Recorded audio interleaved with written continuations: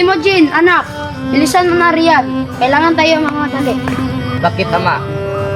Malayo ang ating lalakbayin. Kailangan huwag tayong magpatay-patay. Mahalaga ang ating sasadyain. Naguguluhan ako sa iyo, ama. Kanina ka pa nagmamadali at sinasabing mahalaga ang ating sadya sa ating pupuntahan. Ano ba iyon? Ika'y 9 na taong gulang na. Sa edad mo iyan, Timujin, ay dapat ka nang pumili ng iyong mapapangasawa. Itay, ako'y masyado pang bata para sa bagay na yan.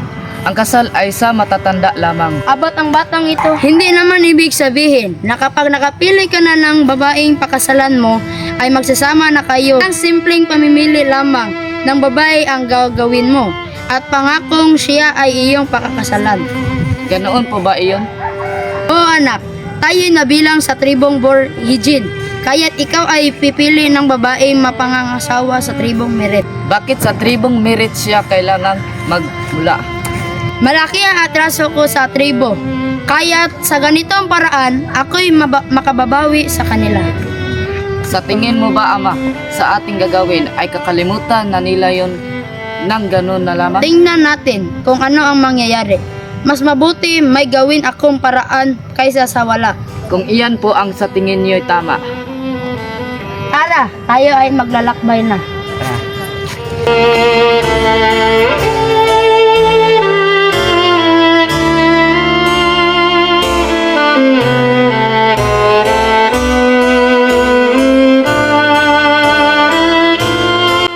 Timujin, magpahinga muna tayo. Mabuti yan, ama. Napapagod rin ako.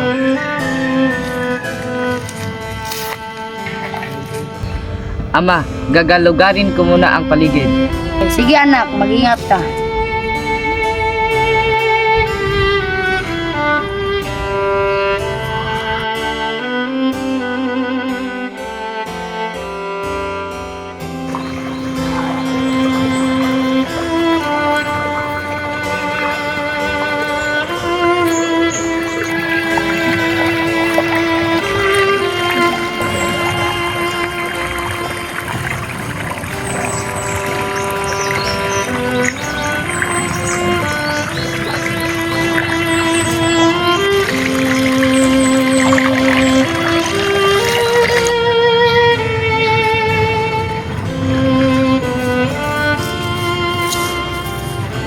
Kanino kaya to? Kanino kaya to? Ah, magnanakaw! Magnanakaw! Hindi ako magnanakaw.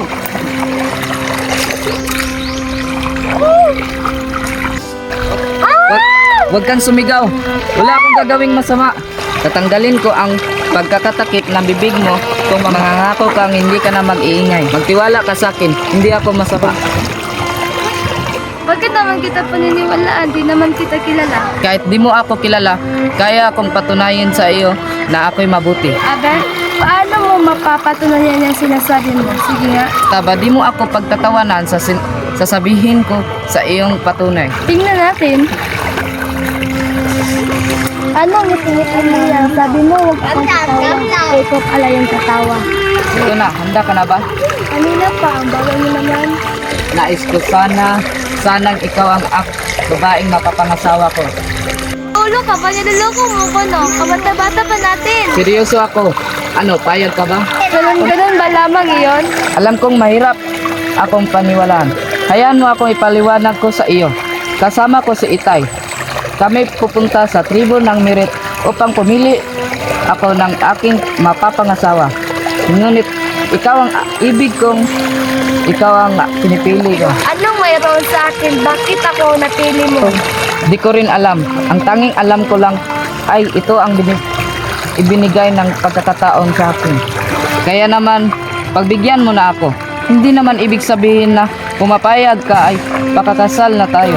Di ko alam kung ano ang dapat kong sabihin sa'yo. Pero, sige na nga. Salamat sa iyo. Labis mo akong pinaligaya. Asahan mong hindi ka magsisisi sa iyong desisyon. Paano na ngayon? Siyempre, tuloy pa rin ang buhay natin. Pero darating ang panahon na tayo'y mamumuhay sa iisang buwang naaargain ang ating mabuting anak. Matagal pa iyon. Oo, pangako. Babalikan kita pagkatapos ng 5 taon. Halika, puntahan natin si Ama.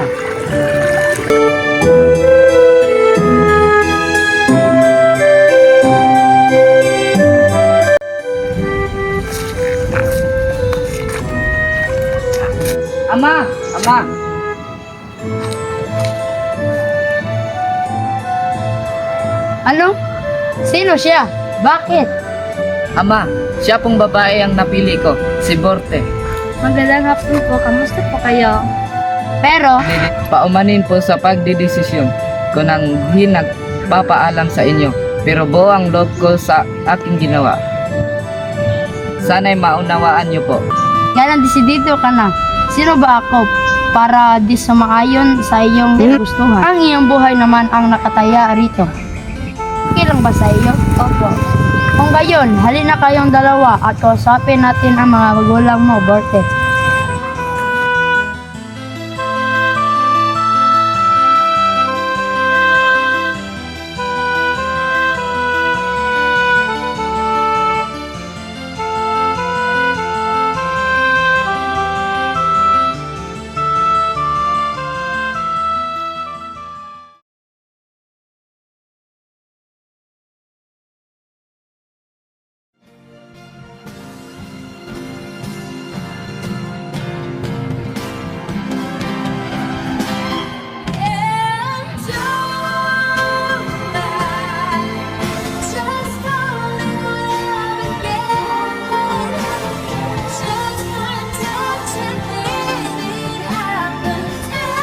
Ikaw na ba yan aking binibini? Ang mga pangako ko ay tutuparin ko na. Si Mujin, bumalik ka nga! Kaya ng aking pangako, babalik ako